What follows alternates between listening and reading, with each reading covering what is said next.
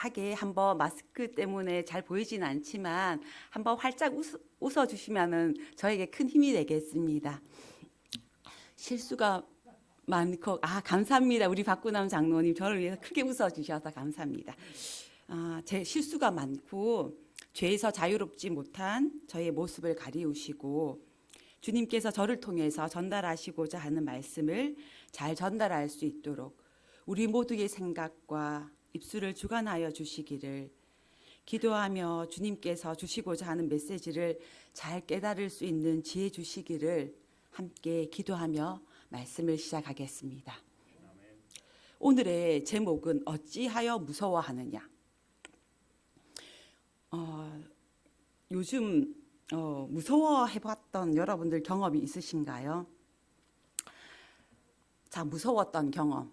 자, 우리 목사님 무서웠었던 경험 있으신가요? 어떤 경험이 무서우셨어요? 딱 떠오르는 경험 없으신가요? 갸우뚱한 게 이렇게 갸우뚱 학교에서도 제가 친구들한테 이제 수업하는 중에 이제 질문하거든요. 이거에 대해서 답이 뭐라고 생각하니라고 이제 물어봤을 때 갸우뚱거리면 제가 뭐라 그러냐면은 그거는 너가 잘 알고 있지 못하는 거야라고 얘기합니다. 예. 그러니까 무서웠던 경험에 대해서 이제 알고 있는 게 별로 없는 거죠, 그렇죠? 자, 그런데 이제 제가 이제 시간 관계상 그냥 넘어가 보겠습니다. 제가 준비했었던 겁니다.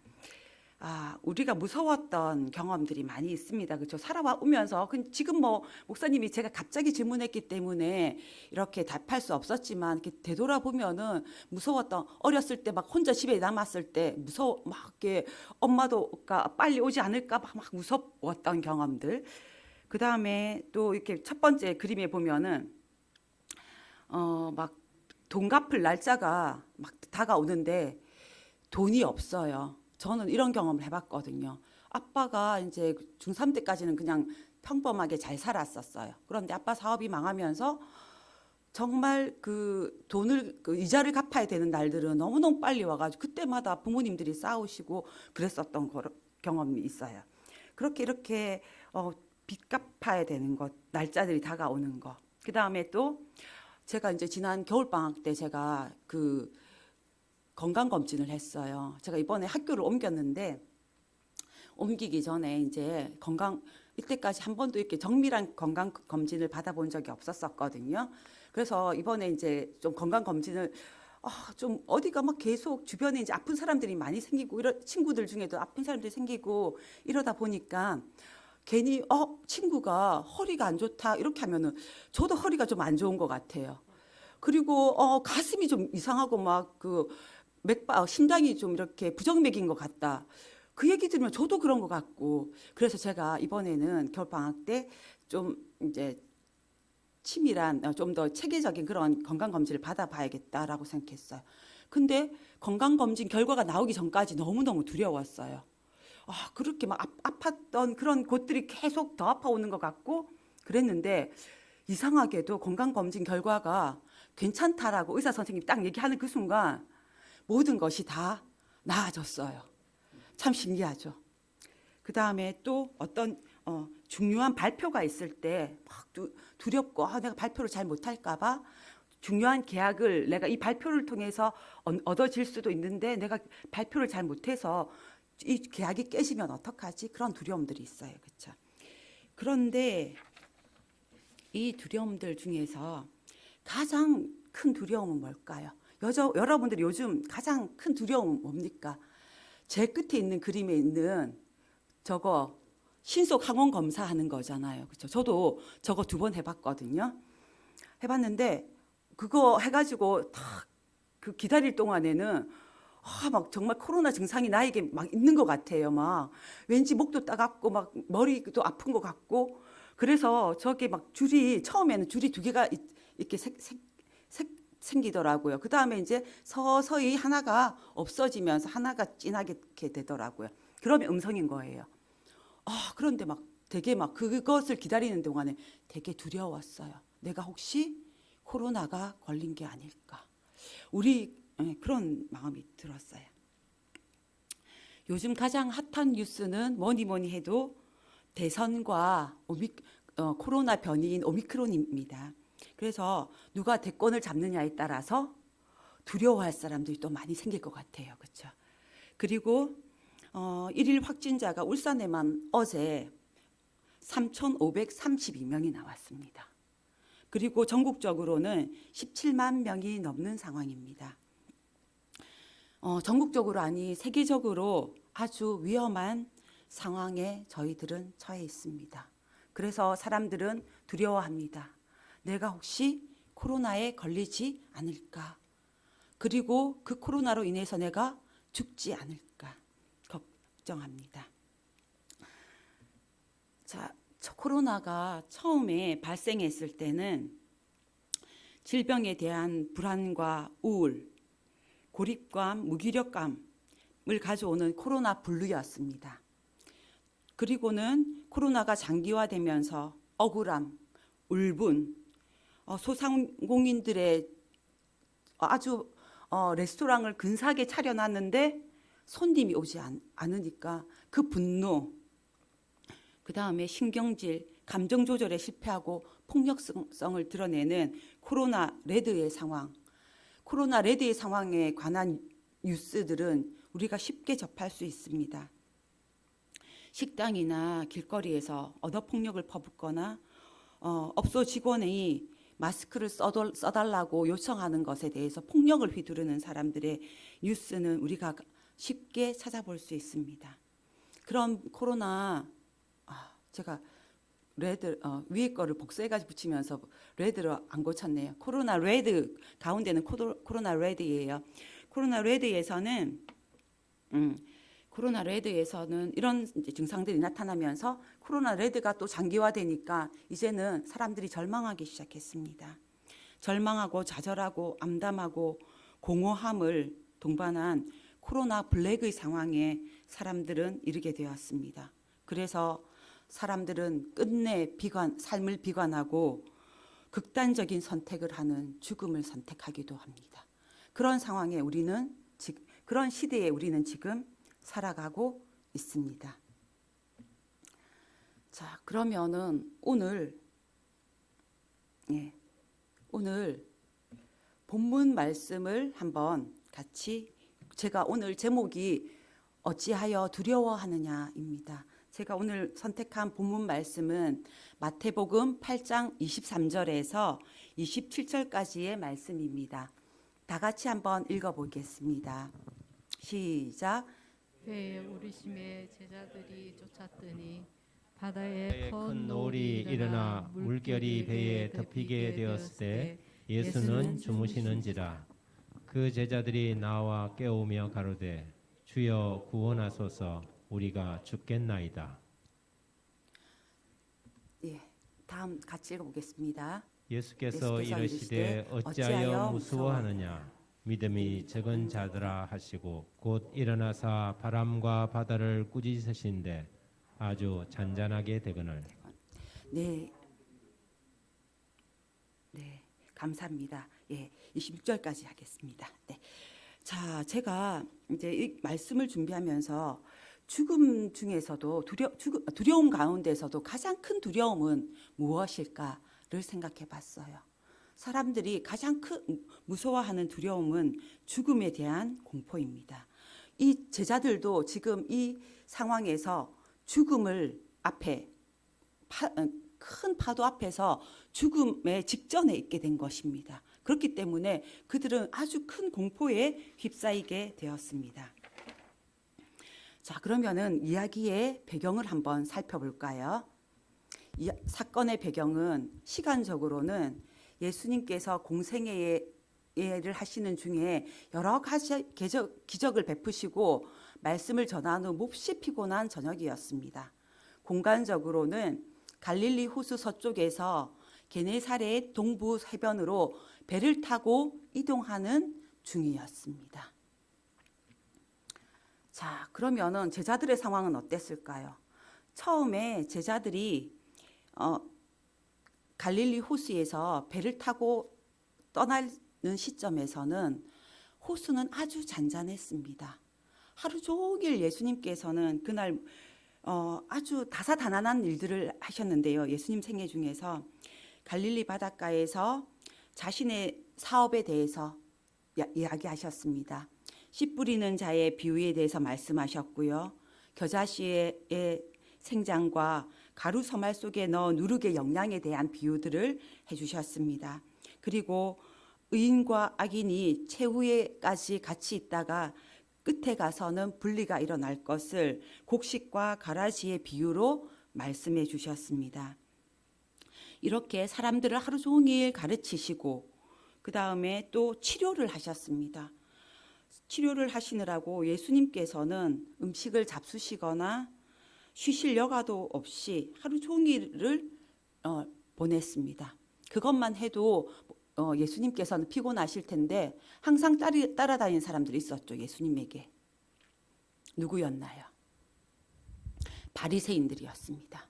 바리새인들은 예수님을 어떻게 하면은 책을 잡아서 이 사람을 없애고, 지금으로 말하면 예수님은 인기 스타였어요. 그렇죠? 그 당시에 예수님의 인기는 누구도 추정할 수 없는 그런 인기였어요. 그래서 죽은 사람도 살리시고 아픈 사람들은 병명, 지금은 외과 의사는 외과 환자밖에 살릴 수 없지만 외과 내과 불문 없이 모든 환자들을 다 살리셨어요. 그렇기 때문에 예수님에 대한 그 인기는 그들이 볼 때 너무나도 눈에 가시 같은 것이었습니다. 그리고 그들은 예수님을 메시아로, 하나님의 아들로, 그리스도로 인정하지 않았기 때문에 더욱더 예수님을 없애고 싶은 마음들이 간절했습니다. 그래서 그들은 예수님을 따라다니면서 군중들을 어떻게 하면은 예수님의 편에서 자기네 편으로 옮길 수 있을까를 따라다니면서 예수님을 힘들게 하고 괴롭게 하는 일을 앞장섰습니다. 그렇게 이제 하루를 너무나도 힘들게 보내고 났을 때 예수님께서는 너무너무 쉬고 싶으셨어요. 너무너무 쉬고 싶으셔가지고 내가 저쪽 편으로, 강 건너편으로, 호수 건너편으로 가서 오늘은 좀 쉬고 싶다라고 얘기하셨어요. 그래서 호수가 잔잔했기 때문에 당연히 처음부터 광풍이 일거나 그랬다면은 배로 건너갈 생각을 하지 않았었겠죠, 그렇죠? 그런데 호수가 잔잔했기 때문에 아무런 의심 없이 그들은 배에 탔습니다. 그렇게 배에 타고, 그런데 갑자기 큰 파도가 일고 광풍이 불었다고 했습니다. 그런데 예수님은 너무너무 피곤했기 때문에, 여러분들도 정말 막 있는 힘껏 일하신 날, 그런 날들 있잖아요. 그렇죠? 아주 중요한 발표가 있었을 때 그 발표를 무사히 마치고 났을 때 그냥 뻗어서 정말 누가 깨워 업어가도 모른다는 그런 말이 있는 것처럼 그렇게 깊이 잠든 경험들이 아마 있으실 거예요. 예수님도 그렇게 깊이 잠에 빠져드셨어요. 그리고는 큰 파도가, 광풍이 갑자기 일어나니까 그들은 두려움에 압도당했습니다. 자, 그러면 두려움은 어떤 뜻이 있을까요? 일어나는 혹은 일어날 현상으로 인해 불완전함, 즉 생명의 위협을 느낄 때 갖는 감정이 두려움이라고 사전에서 이야기하고 있습니다. 그러면은 이 두려움을 일으키는 원인은 뭘까요? 두려움을 일으키는 원인은 두려움의 대상에 대해서 잘 알지 못하기 때문입니다. 두려움의 대상에 대해서 잘 알지 못한다는 것이죠. 그들은 그 큰 광풍이 일어날 때 그 광풍의 정체를 알지 못했어요. 내가 이 광풍을 충분히 이겨낼 수 있다라고 생각했으면 어땠을까요? 두려워하지 않았었겠죠. 그렇죠? 그런데 그들은 그 광풍의 정체와 큰 파도의 정체를 알지 못했습니다. 자, 어떤 이제 그 조선시대 때 한 선비가 여름날에 밤 늦게 얼큰하게 술을 한잔 하고 공동묘지 옆을 지나가게 되었어요. 그런데 이제 우리가 옛날에는 공동묘지가에는 귀신들이 많이 있다라고 해서 막 되게 무서워했잖아요. 공동묘지 옆을 지나가기를. 근데 이 선비가 아이 뭐 공동묘지 뭔데 하고는 공동묘지 옆을 지나가는데 뒤에서 누가 탁 잡는 거예요. 그러니까 순간 어떨까요? 오싹 두려웠어요. 그래서 이 선비가 계속 달렸어요. 달리는데 그 달리면 달릴수록 어때요? 계속 쫓아오면서 잡고 있는 거예요. 그렇게 막 달리다가 새벽이 되었어요. 근데 새벽이 되어서 빛이 쫙 이렇게 비치면서 사물을 분간할 수 있게 딱 되었을 때 탁 돌아보니까 뭐 자기를 잡고 있던 것은 귀신이 아니라 막대기에 도포가 걸린 거예요. 그래서 자기가 달리면 그 막대기를 자기는 계속 뱅글뱅글 돌고 있었던 거죠. 근데 그 선비가 그 막대기가 자기를 잡고 있다는 걸 알았으면 무서웠을까요? 무섭지 않았을 거예요. 그런데 그 막대기 정체를 몰랐기 때문에 너무나도 두려웠던 거죠. 제자들도 그랬습니다. 이 제자들은 이 물리적인 현상에만 주목했어요. 파도가 막 이러고, 그리고는 그들은 믿음이 없었습니다. 그들은 자기네들이 베드로와 안드레 이런 예수님의 제자들 중에서는 어부들이 많았었잖아요. 어부들이 있었었는데 그들은 아버지도 세베대의 아들, 그러니까 어부의 아들. 그래서 어부로서 잔뼈가 굵은 그런 사람들이었어요. 그렇기 때문에 갈릴리 호수가 자기네들이 사업장이잖아요, 그렇죠? 거기서 계속 놀았기 때문에 이런 파도들은 자기네 힘으로 충분히 뭐 할 수 있다라고 컨트롤을 할 수 있다라고 생각했는데 그들의 경험이 아무 소용이 없었던 거죠. 그래서 그런데 그들은 도움을 청할 수 있는 예수님이 함께 있다라는 것을 잠시 잊어버렸었어요. 믿음이 적었습니다. 그리고 예수님이 만유의 주권자임을, 이 모든 세상을 창조하셨던 분이다라는 것을 그들은 잊고 있었습니다. 그래서 그들은 두려움에 떨고 있었습니다. 그러면은 제자들의 모습을 한번 생각해 보면 좋겠습니다. 제자들은 개인적으로 배를 잘 다루는 기술자들이었습니다. 그들의 생애를 갈릴리 호수에서 보냈고, 강인한 어부들은 많은 폭풍우를 겪으면서 폭풍우를 안전하게 이끌 수 있는 그런 경험과 기술과 능력이 있었지만은 아무 소용이 없었습니다. 그리고 두 번째로 그들이 배에서 떠날 때, 제가 이제 이 말씀을 준비하기 위해서 성경 말씀과 성경 주석과 그다음에 시대의 소망을 제가 읽었어요. 이 부분에 대해서 읽었는데, 그때 배가 떠날 때 예수님의 배가 한 척만 떠난 게 아니었다고 그랬어요. 또 예수님이 떠난다고 하니까 예수님의 말씀을 듣고 싶고 병이 낫고 싶은 사람들이 그 옆에 있던 배에 타고 같이 떠났어요. 그런데 그 옆에 있던 배들도 그들을 풍랑이 칠 때 그들에게 아무런 도움이 되지 않았다는 것입니다. 조금 있다가 이제 우리의 상황과 이 상황들을 한번 비교해 보도록 하겠습니다. 그렇게 했었고요. 그다음에 세 번째로, 그들은 예수님과 함께 있었었는데 신앙적인 경험이 없던 사람들이 아니었습니다. 그들은 신앙적인 경험이 있는 사람들이었습니다. 그날만 해도 예수님께서 사람들에게 천국에 대해서 이야기하고, 그다음에 마지막 때에, 재림의 때에 구별된 백성들에 대해서 이야기하고, 그다음에 많은 병자들을 고치고 죽은 사람들을 고치는 것을 그들이 곁에서 예수님을 경험했던 사람들입니다. 그런데 그들은 잠시 예수님의 능력을 잊어버렸었던 것입니다. 그리고 그들은 굉장히 충격적인 일이지 않습니까? 예수님께서 뭐 하고 있었어요? 그들과 함께 배에 타고 있었습니다.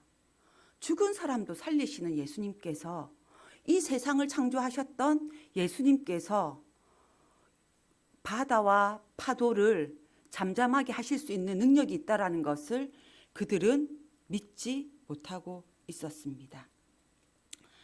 그들은 이렇게 충분히 바다를 다스릴 수 있는 배를 잘 다루는 기술과 능력이 있었었고 그들을 도울 수 있는 친구들이 옆에 있었었고요. 그 다음에 예수님을 경험했습니다. 그리고 또 예수님과 함께 있었습니다.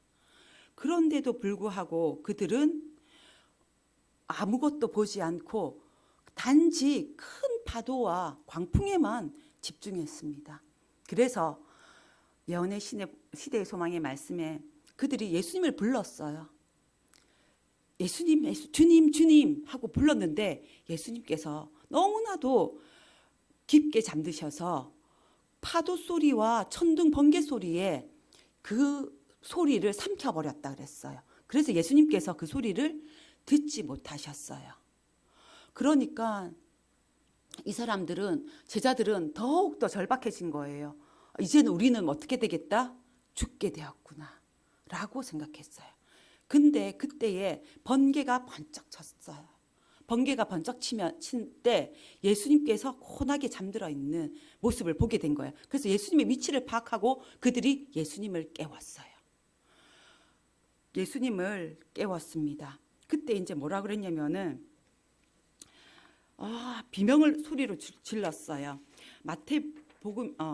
마태복음에서는 선생님이여 우리가 죽게 된 것을 돌아보지 않습니까? 예수님 우리가 죽게 됐는데 지금 당신은 우리가 죽든지 말든지 상관없습니까? 이렇게 하면서 막 예수님께 소리쳤어요. 그랬는데 그렇게 하고 여기 이제 마태복음에서는 뭐라고 나와 있냐면은 주여 구원하소서 우리가 죽겠나이다. 그런데 이 말도 정말 너무 다급했게 예수님 구원해 주세요. 우리가 뭐 하게 됐어요? 죽게 되었어요. 죽겠습니다. 예수님 살려주세요. 그렇게 얘기한 거죠. 우리도 이제 정말 급박한 상황이 되면은 어때요? 아버지를 부른다고 해요. 아버지 살려주세요. 아버지 도와주세요. 이렇게 부르짖는다고 그래요. 제자들의 심정이 바로 그런 심정이었죠. 이제는 자기들의 능력도 그다음에 자기들에게 도움을 줄 그런 친구들도 아무 소용이 없다라는 것을 그들이 깨닫게 된 겁니다. 그리고는 오직 나의 도움이 어디에 있다라는 것을 주님에게만 있다라는 것을 깨닫게 되었습니다. 그래서 그들은 하나님께 예수님께 부르짖었어요. 그때 그들은 자신을 구원하려고 노력하는 데 열중한 그들은 예수님께서 선상에 계시다는 것을 잠시 잊어버렸습니다. 저희 노력이 숲으로 돌아가고 죽음만이 저들 앞에 놓인 것을 깨닫자 저들은 누구의 명령으로 바다를 횡단하기 위하여 출발했던가를 기억했습니다. 그들의 유일한 소망은 예수에게 있었습니다. 무기력과 절망 속에서 그들은 선생님이여 라고 불렀지만 예수님께서는 대답하지 않으셨습니다. 짙은 암흑은 그들의 시야에서 예수님을 숨기었습니다. 그들의 목소리는 태풍의 노성에 삼키웠으며 아무 대답도 없었습니다. 의혹과 공포가 그들을 엄습했습니다. 그때 그들은 천둥 번개 속에서 함께 계시는 예수님에게 달려가 예수님께 그들의 사정을 아뢰고 그들을 구원해 주실 것을 간절히 요청했습니다. 이 말씀은 제가 읽었던 말씀은 시대의 소망에 나오는 말씀입니다. 그렇게 그런 상황에서 이제 예수님이 이제 깨어나셨어요. 깨어나셔가지고는 예수님께서 뭐부터 하셨을까요? 예수님께서 저 같았으면은 제가 만약에 바다하고 그 이제 파도도 잠잠하게 할 수 있는 능력이 있었으면 이 바보 같은 녀석들아, 내가 죽은 사람들도 살리고 병자들도 다 고치는 거 못 봤어? 그리고 너희가 창세기 공부할 때 내가 이 세상을 다 창조했다는 거 들었어 못 들었어? 배웠어 못 배웠어? 하고는 꼬치꼬치 따지면서 제가 혼내줬을 것 같아요. 제자들을 먼저. 그런데 예수님은 그런 분이 아니어서 너무너무 다행이에요. 예수님께서는 일어나셨습니다. 예수님께서는 일어나셔가지고 부르짖는 그들에게서 구원을 도와달라고 외치는 그들에게 도움을 먼저 주십니다. 그리고는 바다에게 뭐라고 얘기하시냐면은 잠잠하라 고요하라 라고 말씀하십니다. 제가 잠잠하라 고요하라 이렇게 얘기하지 않으셨겠죠. 잠잠하라 고요하라 아마 단호하게 얘기하셨을 거예요. 그 말에 어떻게 되었을까요? 모든 폭풍과 광풍, 미친 바람이라 그랬어요. 사람을 삼키는 미친 바람과 큰 파도가 잔잔하게 가라앉았습니다. 구름이 걷히고 별들은 반짝거렸습니다. 배는 고요한 바다 위에 떠 있습니다. 그때 예수님께서는 제자들을 돌아보시며 슬픈 듯이 이렇게 물으십니다. 어찌하여 이렇게 두려워하느냐? 너희가 어찌 믿음이 없느냐? 그렇게 이야기하시면서 이 이야기는 끝을 맺고 그 다음에 또 다음 날엔 다시 예수님께서는 이적을 베풀러 많은 사람들에게 천국을 가르치기 위해서 그 다음 날에도 다시 군중들 앞에 서게 되십니다. 자, 그러면 지금 현재의 우리의 상황은 어떨까요? 지금 현재 우리의 상황은 어떤가요? 지금 현재 우리의 상황을 제가 이제 갈릴리 바다에 있던 예수님의 제자들의 상황과 현재 우리의 상황을 한번 제가 비교해 보았습니다. 자, 우리의 상황은 그렇습니다. 우리는 이때까지 우리나라는 어떻습니까? 메르스나 뭐 신종플루나 그다음에 또 뭐 사스나 뭐 이런 것들이 왔을 때 뭐 슬기롭게 우리나라 같은 경우는 별 어려움 없이 잘 극복해냈어요. 그렇죠? 그런 경험들이 있었어요. 그래서 우리가 이번에 올 때도 어땠어요? 코로나 올 때도 어땠어요? 처음에 K-방역이라고 하면서 아주 적절하게 너무너무 잘 대처했었어요. 그렇죠? 그런 경험들이 있어요. 그리고 우리가 어렵다고 하면은 어때요? 우리 우방들이 어땠어요? 다 도와주었어요. 한국 전쟁이 있고 이랬을 때 어땠어요? 많은 우방들이 우리나라를 도와주었잖아요. 그래서 우리나라가 이렇게 또 그것을 바탕으로 해서 잘 살게 되었고요. 그런데 우리가 이제 또 백신이라든지 치료제를 개발해 가지고 우리를 어떻게 충분히 뭐 도와주려고 하고 있어요. 그런 우방들도 있어요. 그리고는 여러분들 신앙적인 경험들과 말씀 연구하기에 풍족한 자료들이 너무나도 풍족한 시대에 살고 있습니다. 우리는 중세 시대에는 아무도 그러니까 뭐 이렇게 일반 평신도들은 성경을 가질 수가 없었잖아요. 그렇죠? 그 고대에는 두루마리 성경이 있어가지고 제사장이 성경을 회당에서 읽어주었잖아요. 그렇죠? 그런데 지금은 누구나가 다 성경을 가지고 있고 그다음에 유튜브를 틀면은 설교 말씀들이 얼마나 많이 쏟아져 나오는지 모릅니다. 그렇게 성경 연구하기에 충분한 자료들과 신앙적 경험들이 너무나도 많습니다. 그런 시대에 살고 있습니다. 우리는. 그리고 예수님을 믿는다고 자부하며 살아가고 있습니다. 우리는 마지막 하나님의 남은 백성입니다. 남은 무리입니다. 라고 자부하면서 우리는 살아가고 있습니다. 그런데 코로나 상황이 되었을 때 어땠나요? 우리는 신사참배를 하지 않으면 죽이겠다라고 했을 때 우리의 선조들은 죽음을 택했습니다. 오직 하나님을 믿겠다라고 누구에게도 절하지 않겠다라고 결심하고 죽음을 택했습니다. 그리고 조선시대 때 기독교가 처음 들어왔을 때 그 박해들 속에서도 그들은 죽음을 택하면서까지 신앙을 지켰습니다. 우리는 지금 예수님을 믿는다고 자부하며 살아가고 있는데 우리는 스스로가 강요하지 않았는데도 스스로가 교회의 문을 닫았습니다. 정규 예배를 중단했습니다. 사안이 긴박하고 정말 그런 상황이었습니다. 그래서 우리는 어쩔 수 없었다라고 이야기합니다. 맞습니다. 어쩔 수 없었습니다. 마치 광풍이 온 게네사렛 동부 해안을 강타했던 것처럼 눈에 보이지 않는 바이러스가 광풍처럼 온 세상을 뒤덮고 있습니다. 우리는 두려움 속에서 하나님을 보지 못했던 것 같습니다.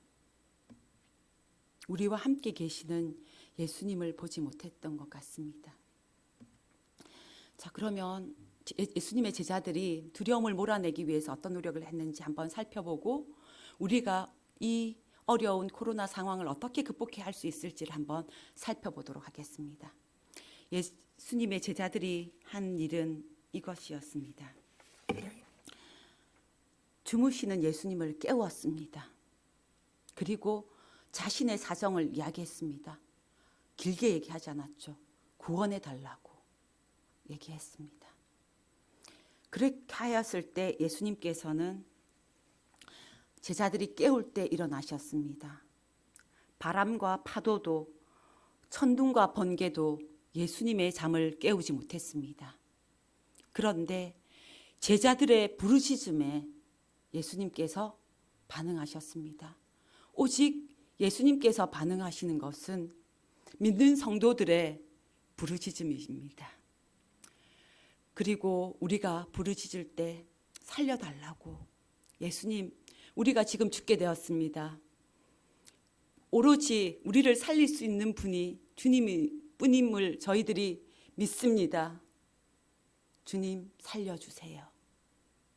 라고 사정을 말하면 되는 것입니다. 그러면 우리의 이 큰 인생의 풍파 속에서 예수님께서 우리를 광풍과 파도를 잠잠하게 하셔서 제자들의 생명을 살려주셨던 그 예수님께서 이 시대에도 살아계셔서 우리를 구원해 주실 줄 믿습니다. 자, 그래서 우리가 해야 할 일은 아버지 도와주세요. 광풍이 우리를 삼키려고 코로나가 광풍처럼 우리를 삼키려고 하고 있습니다.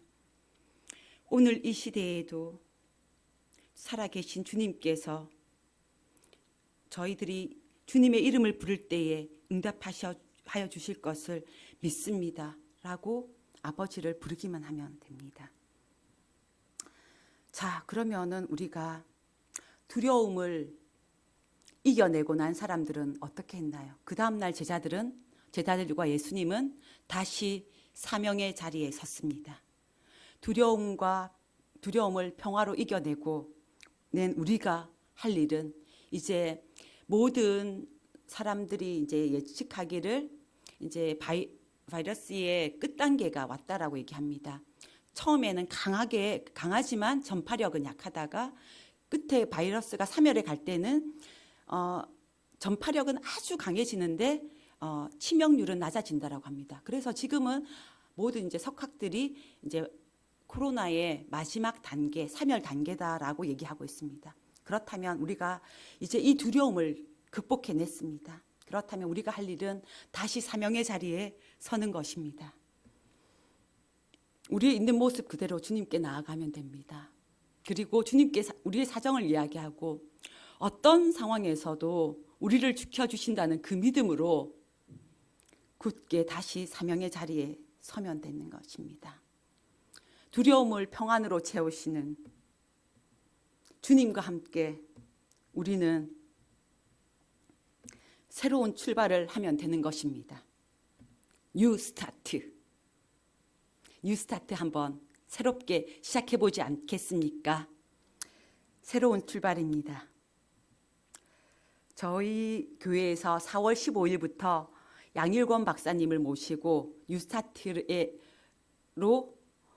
성도님들과 함께 은혜 나누려고 계획하고 있습니다. 뉴스타트. 잠깐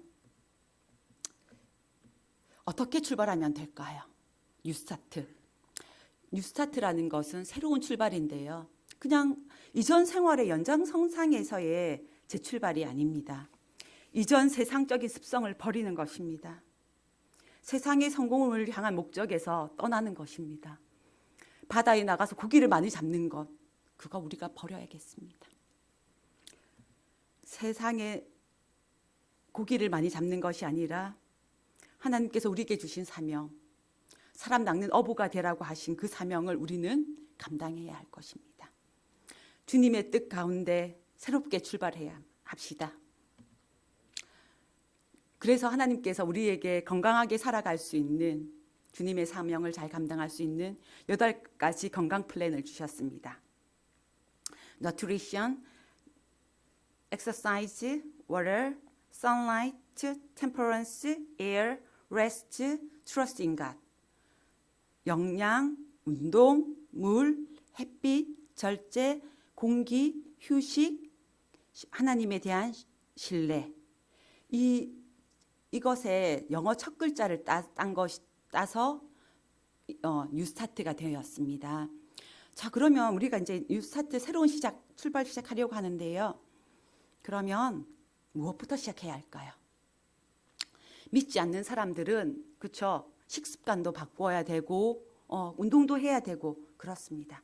그렇지만 믿는 우리들은 하나님에 대한 믿음을 회복하는 것부터 시작해야 될 것입니다. Trust in God. 하나님에 대한 신뢰로